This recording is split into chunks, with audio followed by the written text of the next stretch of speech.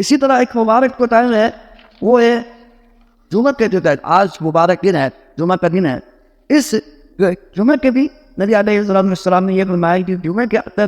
ایک گھڑی ہے کہ یہ گھڑی اصلاً کوئی مسلمان مومن اگر اس کو موافقت کر لے، اس کو پا لے، تو اللہ تبارک و تعالیٰ اس کی جو نا دعا کو اللہ تعالیٰ رد نہیں کرتے. اللہ تعالیٰ وہ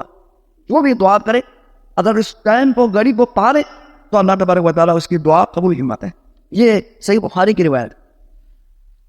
لیکن نبی علیہ السلام اس انداز سے آپ یہ ٹائم کے بارے میں بتا رہے تھے کہ یہ ٹائم مختصر ہے،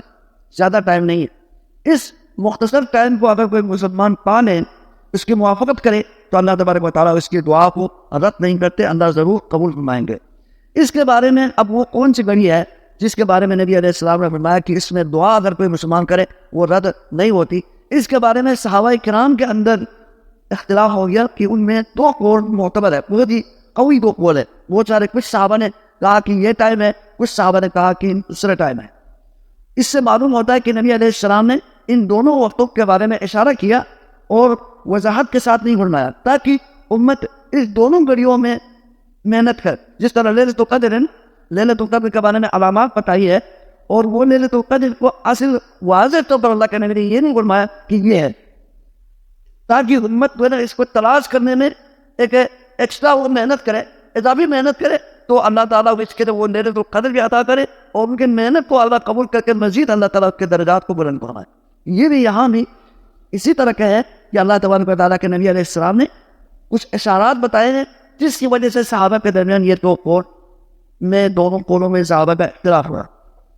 ایک قول کے مطابق یہ ہے کہ بعض صحابہ نے یہ فرمایا کہ جب امام جب ممبر پہ بیٹھتا ہے نا، مثلا میں نے شروع کیا ہے 12:50 پہ، جب امام بیٹھتا ہے تو اس سے لے کر آگے اذان ہو جاتی ہے، اس ٹائم سے لے کر امام کے فراغت تک، یعنی جب نماز سے جب فارغ ہوتا ہے نا، وہ جو تقریباً ہمارے 40 منٹ کا جو ہوتا ہے وقفہ، یہ تو جو گھڑی ہے امام کے آغاز کرنے، ممبر پہ بیٹھنے سے لے کر امام کے فراغت تک، یعنی نماز سے فارغ ہونے تک یہ گھڑی ہے.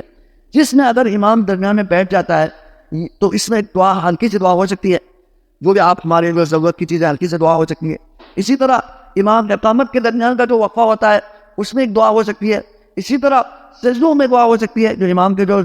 یعنی جو ہم نماز پڑھتے ہیں اس میں سجدوں کے درمیان دعا ہو سکتی ہے. اسی طرح اسی نماز میں جو فرض نماز ہے، جو جمعہ کی نماز ہے، اس کے جو آخری تشہد میں بھی دعا ہو سکتی ہے.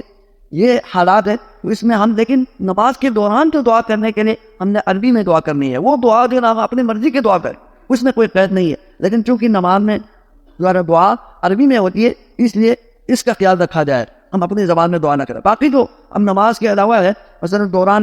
خطبہ اگر کسی کو امام صاحب کے وقفہ کی وجہ سے کوئی اگر ٹائم مل جائے تو فوراً ہلکی سے ہم اپنی زبان میں بھی دعا کر سکتے ہیں.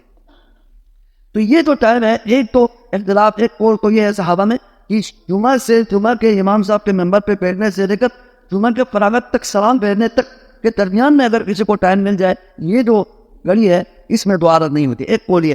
اور دوسرا قول یہ ہے کہ جمعہ کے دن یعنی عصر کے بعد مغرب سے پہلے یہ جو گھڑی ہے نا، یہ بھی بہت ہی قیمتی ہے، جس کے بارے میں نبی علیہ السلام نے اس کی بہت ہی عظمت بیان کی ہے. بعض صحابہ کے مطابق یہ جو گھڑی نبی علیہ السلام نے جو اشارہ کیا کہ جس میں دعا رد نہیں ہوتی، جمعہ کے دن دعا رد نہیں ہوتی، وہ عصر سے لے کر مغرب تک، مغرب سے پہلے کی جو گھڑی ہے وہ بہت قیمتی ہے. کہ اگر کوئی بندہ مومن آج کے دن عصر کے بعد مغرب سے پہلے اگر کوئی دعا کرے، اپنے گھر میں بھی بیٹھ کر دعا کرے، مسجد میں آ کر دعا کرے، کوئی ضروری نہیں ہے. یہ تو قید کہیں نہیں آیا کہ مسجد میں جا کر دعا کرنی ہے. کہیں بھی آپ کا وضو ہو اور آپ جن اللہ سے مانگے اور قرآن کی تلاوت کریں، توبہ استغفار کریں، اللہ سے مانگے، انشاءاللہ یہ گھڑی بھی بہت قیمتی ہے. جو ہم سے یہ اوقات ہم سے ضائع ہو جاتے ہیں، ہم اللہ تعالیٰ کی طرف لوٹتے نہیں ہیں، اللہ سے مانگتے نہیں ہیں. ہم کتنے گناہ گار ہیں، ہمیں ہر چیز کے، ہر وقت، ہر سانس کے اوپر ہمیں اللہ تعالیٰ کی رحمت کی ہمیں محتاج ہیں، اللہ تبارک و تعالیٰ کے فضل و کرم کے ہم محتاج ہیں. لیکن ہم جو ہے نا، اللہ تبارک و تعالیٰ نے اپنے نبی کریم صلی اللہ علیہ وسلم کے ذریعے جو ہمیں مانگنے کے طریقہ بتایا ہے، ہمیں اوقات بتائے ہیں، وہ نے کہ جو ہم ان صحیح احادیث کے روشنی میں، نبی علیہ السلام کے فرامین کے روشنی میں، آپ کی سیرت کے روشنی میں، آپ کے فرامین کے روشنی میں ہم تلاش کریں، اللہ کی رحمت کو مانگیں. ہمیں تو رسم و رواج میں لگائے ہوئے ہیں، ہم نے اپنے انداز سے طریقہ کار کیا ہے. لیکن جو صحیح کتاب و سنت کے اندر جو چیزیں موجود ہیں، یہ انشاءاللہ میں بہاوانہ آپ کو نوٹ کر رہا ہوں. آپ کو جو میں حدیث کا نمبر بتا رہا ہوں، یہ اس حدیث کے نبی علیہ السلام نے، یہ صحیح مسلم اور صحیح بخاری دونوں میں موجود ہے. صحیح بخاری میں 935 حدیث نمبر ہے، صحیح بخاری کی روایت ہے کہ جب نبی علیہ السلام نے فرمایا کہ جو جمعہ کے دن اس گھڑی میں اگر کوئی دعا کرے تو وہ دعا رد نہیں ہوتی.